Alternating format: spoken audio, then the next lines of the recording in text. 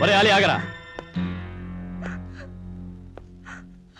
ఇంత అందమైన ఆడపిల్లని అనుభవించకుండా చంపడం అవివేకం. అజయ్, మీ అన్నయ్య అరవింద్ నేను ప్రేమించుకున్నాం, పెళ్లి కూడా చేసుకుందాం అనుకుంటున్నాం. స్టోరీ ఇలా తిప్పి వదినాని పిలిపించుకొని నా చేత పాదాభివందనం చేయించుకుందాం అనుకుంటున్నావా?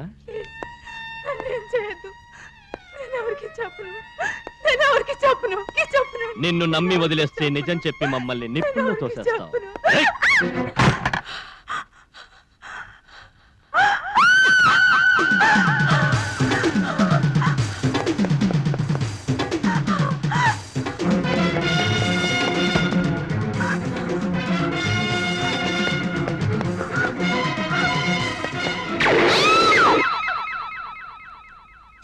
చావు బతుకుల్లో ఉన్న మీనా నా దగ్గరకు వచ్చింది. ఆమెను వెంటనే హాస్పిటల్లో చేర్చాను.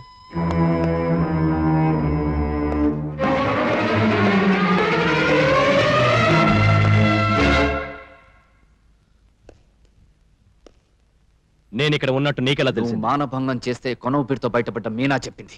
అంతేకాదురా, మీరు చేసిన బ్యాంక్ లూటీ గురించి కూడా చెప్పింది. So what? అజయ్, ఒరే, జరిగిందేదో జరిగిపోయింది. ఈ విషయం ప్రస్తుతం నాకు మాత్రం తెలుసు. ఇది 10 మందికి తెలిసేలోగా నీ తప్పొప్పుకుని డబ్బు తిరిగి బ్యాంక్ లో కట్టేరా. నీ వల్ల జీవితం నాశనమైన మీనాన్ని పెళ్లి చేసుకోరా. No never.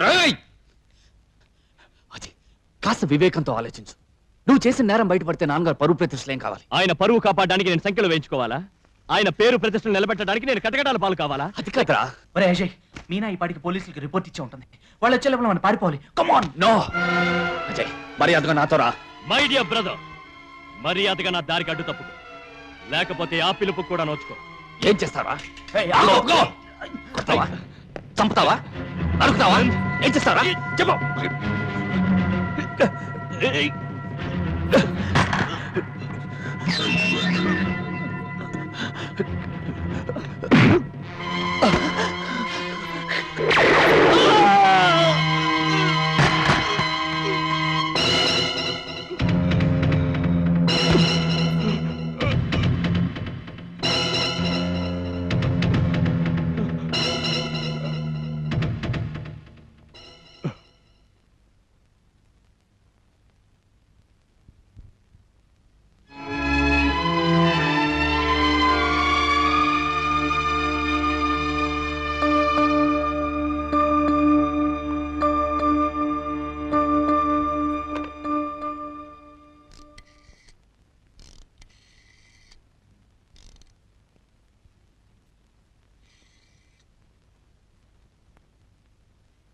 పుత్రుడు పున్నామ నరకం దాటిస్తాడనే పురాణాలను నమ్మి సగటు హిందువున్రా నేను.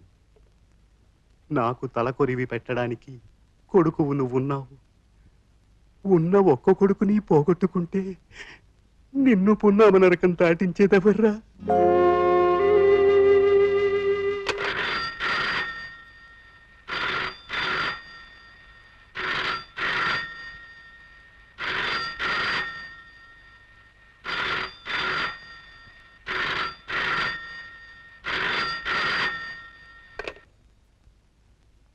Yes.